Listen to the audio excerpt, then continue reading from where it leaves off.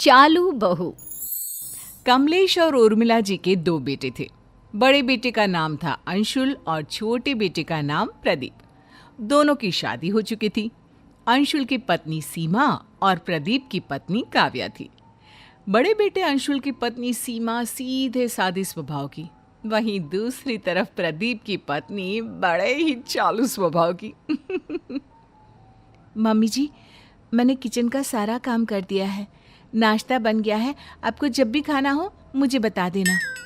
ठीक है बहू, थोड़ी देर के बाद मैं तुम्हें बताती हूँ। तभी काव्या रसोई में पहुंचती है और वहां पर नाश्ता देखती है। अरे क्या बात है, जिठानी जी ने तो अच्छा खासा ब्रेकफास्ट बना कर रखा हुआ है। जल्दी से अपना टिफिन पैक कर लेती हूँ, ऑफिस जाकर मजे से खाऊंगी। काव्या अपने टिफिन में खूब सारा ब्रेकफास्ट पैक कर लेती है, अपने लिए भी और अपनी ऑफिस की सहेली के लिए भी। अरे काव्या, चलो, तुम्हारा ऑफिस का टाइम हो गया है, मैं तुम्हें रास्ते में छोड़ दूंगा। हाँ, चलिए, मैं तैयार हूँ।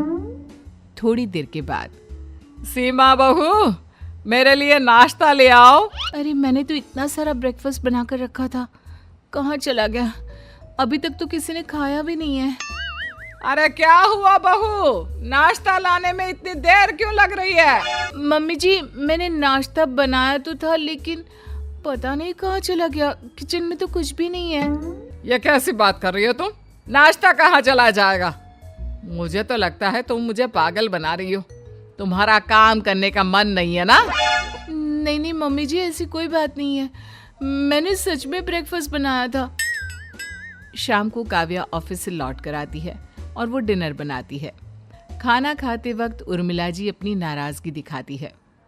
काव्या बहू, तुमने तो खाना पूरा बनाया है ना, कम तो नहीं पड़ जाएगा? मम्मी जी क्या बात है, आप ऐसा क्यों कह रही हैं? हाँ मम्मी, हमारे घर में तो नाश्ता खाना सब कुछ पूरा ही बनता है। आप आज ऐसे क्यों पूछ रही हैं? अरे बेटा, ये तो तू अपनी बीवी से ही पूछ। सुबह मेरे लिए नाश्ता ही नहीं बनाया। अरे भाभी, आपने ये क्या किया? मम्मी जी के लिए ब्रेकफास्ट क्यों नहीं बनाया? नहीं, ऐसी कोई बात नहीं है, ब्रेकफास्ट बनाया था मैंने, लेकिन पता नहीं कहाँ चला गया। अरे भाभी, घर में रखा हुआ नाश्ता कहाँ गायब हो जाएगा? आप भी कैसी बातें करती हैं? कोई बात नहीं मम्मी जी, मैंने खूब सारा खाना बनाया है, आप आराम से खाइए। हो सकता है भाभी का मन ना हो नाश्ता बनाने का, सीधे सीधे तो वो आपसे कह नहीं सकती, क्यों भाभी? सबकी बातें सुनकर सीमा चुपचाप रह जाती है। और फिर एक दिन, देखो बच्चों, अब हमारी उम्र हो चली है। हमारी जो भी जमा पूंजी है, मेरा मतलब है कि तुम्हारी माँ के गहने वगैरह, हम चाहते हैं कि वो अब हम तुम्हें दे दें। अब तुम लोग उनकी देखभाल करो और अपने पास रखो। लेकिन पापा, आप है ना सब संभाल कर रखने के लिए। अरे पापा जी ठीक ही तो कह रहे हैं, कल को भगवान न करे उनकी तबीयत ऊपर नीचे हो जाए, कुछ हो जाए। अब इस उम्र में किस चीज का क्या पता है ना?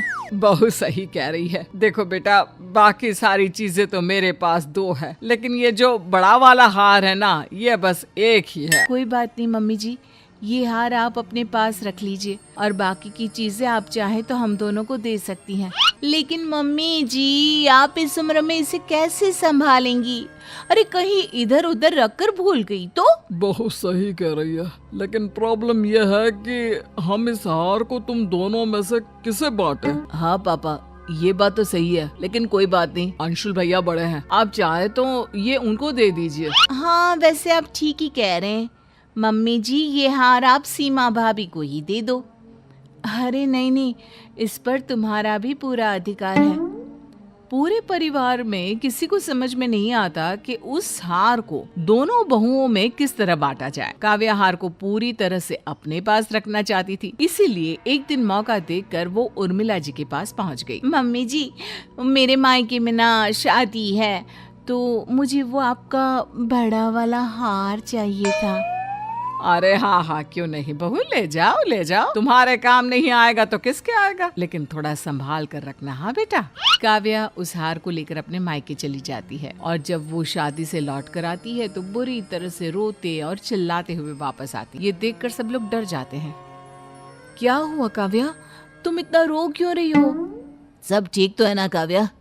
तुम्हारी हालत देखकर लग रहा है कि कुछ हो गया है। काव्या क्या हुआ? मैंने तुम्हें पहले ही अकेले जाने से मना किया था। क्या बताऊं, रास्ते में किसी ने मेरा पर्स छीन लिया और उसमें से मम्मी जी का बड़ा वाला जो हार था ना। आप सब प्लीज मुझे माफ कर दीजिए। हे भगवान, ये सब क्या हो गया? वो हार तो बहुत महंगा था। मम्मी जी मुझे माफ कर दो, चोर ने मेरी गर्दन पर चाकू रख दिया था। अगर मैं उसे वो हार नहीं देती तो वो मुझे मार देता। अरे कोई बात नहीं बहू, हार तो बहुत आ जाएंगे। भगवान का शुक्र है कि तुम ठीक हो। हाँ ठीक कहते हैं आप। अगर हमारी बहू को कुछ हो जाता तो। तुम हार की चिंता मत करो काव्या, हम दूसरा हार बनवा लेंगे। तुम अपना ख्याल रखो। कुछ दिनों के बाद एक दिन अचानक काव्या की मम्मी काव्या के ससुराल आ जाती है। उस वक्त काव्या अपने ऑफिस में थी। कैसी हैं समधन जी? बहुत दिन हो गए, सोचा आपसे मिलकर आती हूँ। अरे बहुत अच्छा किया। और बताइए सब ठीक है ना? हाँ जी सब ठीक है। ये काव्या ना एक पैकेट मुझे दे गई थी जब शादी में आई थी। पहले तो मुझे पता ही नहीं था इसमें क्या है, लेकिन जब खोलकर देखा तो कुछ कीमती सामान था, इसलिए सोचा सही समय पर उसे वापस दे देती हूँ। अच्छा, जरा दिखाइए क्या है इसमें। उर्मिला जब उस पैकेट को खोलकर देखती है तो उसमें वही वाला हार निकलता है जिसके लिए काव्या ने कहा था कि वो चोरी हो गया है। जब काव्या ऑफिस से लौट कर आती है। काव्या, तुमने हम सबसे झूठ बोला। ये हार तुम्हारी मम्मी देकर गई है। काव्या, तुम्हें इस तरह झूठ बोलने की क्या जरूरत थी? बहू, अगर तुम्हें ये हार चाहिए था तो सीधे सीधे कह देती। मुझे माफ कर दीजिए, मुझे लगा कि मैं अपनी चालाकी से हार खोने का नाटक करूंगी और फिर वो हमेशा के लिए मेरे पास ही रहेगा। और मुझे क्या पता था कि मेरी अपनी मम्मी ही मेरी चालाकी को सबके सामने इस तरह खोल कर रख देगी। I am sorry.